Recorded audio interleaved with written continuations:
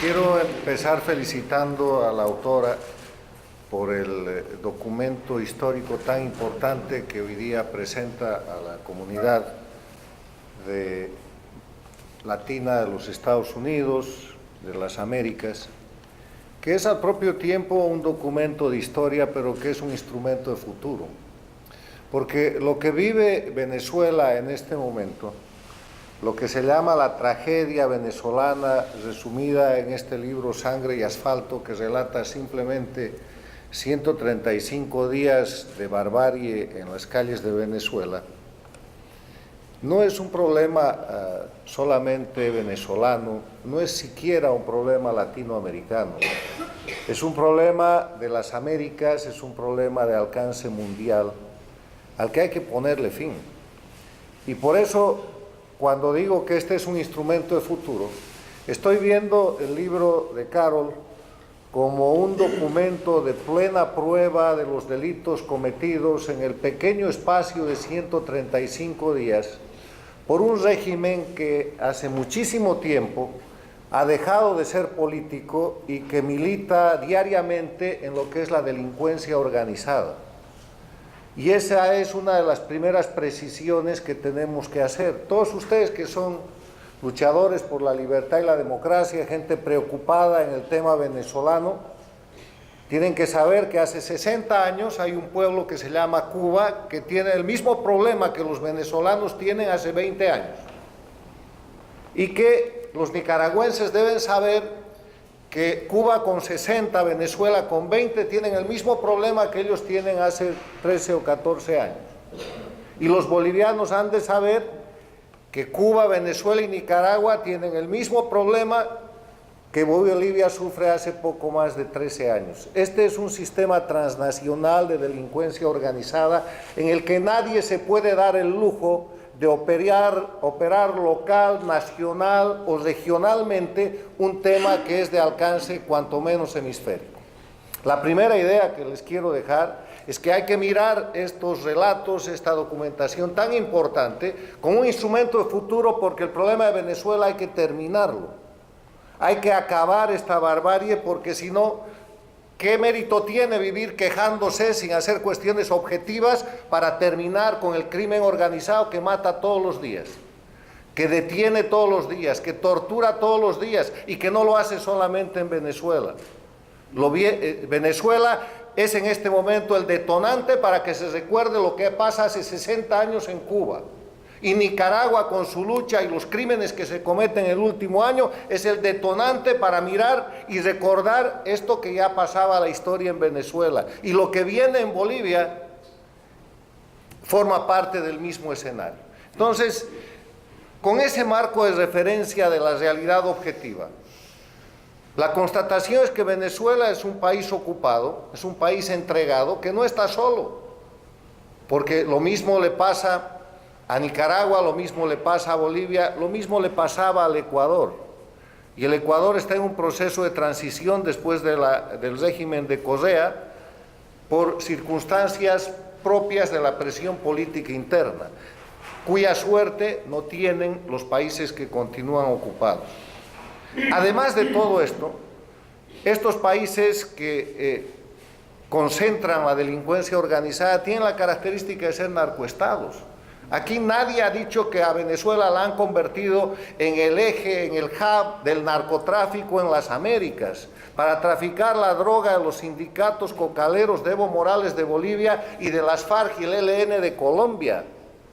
Y que ese conjunto de estados integrados por Cuba, Venezuela, Bolivia y Nicaragua son además una amenaza que utiliza el narcotráfico como instrumento de lucha contra el imperialismo y que no tienen ninguna vergüenza de ir a los foros internacionales como las Naciones Unidas a través de su vocero Evo Morales a decir que la lucha contra el narcotráfico es un instrumento del imperialismo para oprimir a los pueblos. De eso estamos hablando. No solamente estamos hablando de cuestiones muy sensibles y muy graves, como son los presos políticos, las torturas, los asesinatos. Estamos hablando de narcoestados y estamos hablando de ocupación externa. Ocupación externa que trata de reeditar en el siglo XXI el escenario de la Guerra Fría que se acabó con la desaparición de la Unión Soviética y que a través de la manipulación cubana trata de presentar una confrontación local o regional como una confrontación de alcance mundial con la presencia de Rusia, de la China y sobre todo de Irán. Irán está presente en todos estos países y en esas circunstancias resulta absolutamente difícil que la simple denuncia o el testimonio, que son muy valiosos, ayude a avanzar en el objetivo que debemos buscar, que es ponerle fin a este tipo de procesos. En este tema, para empezar a ponerle fin a estos regímenes de delincuencia organizada, primero hay que separarlos de la política, porque esto no es política. La política es otra cosa. La política es una actividad de servicio público, sujeta a control de la opinión pública, sujeta a control de autoridad, sujeta a rendición de cuentas. La política es una actividad que se ejerce por mandato de la gente y que está sujeta sobre todo a algo que se llama Estado de Derecho, que no es otra cosa de que la ley está por encima de la voluntad o el poder de cualquier individuo. Esto no es política. La segunda cosa es que esta gente puede permanecer en el tiempo cometiendo las atrocidades y los crímenes que comete a diario porque tiene una extensísima red de cómplices locales y de cómplices internacionales, que todos sabemos o sospechamos quiénes son, pero que muy poca gente tiene el valor de denunciarlos y de señalarlos con el dedo. Comenzando localmente por las oposiciones funcionales, que le hacen el juego político, entre comillas, a estos regímenes de delincuencia organizada para mantenerlos con la farsa de que son regímenes que ganan elecciones. ¿Hace cuánto no hay una elección limpia en Venezuela? ¿Hace cuánto no hay una elección limpia en Nicaragua? Ahora estamos corriendo en Bolivia con la farsa de montar un nuevo fraude electoral para que quien fue elegido por una vez se reelija por cuarta vez.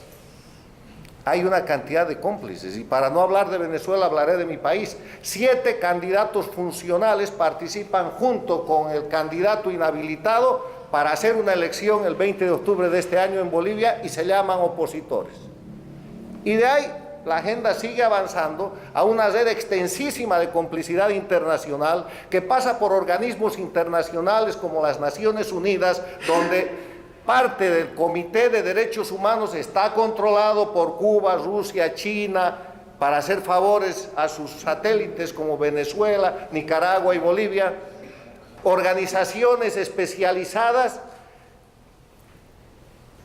prensa internacional que ellos han construido, que forma parte de esa red de complicidad que hoy día dice la solución venezolana es dialogar. ¿Dialogar para qué? Para darle otra botella de oxígeno a un régimen que lo único que sabe a través del diálogo es mantener las atrocidades y permanecer indefinidamente en el poder.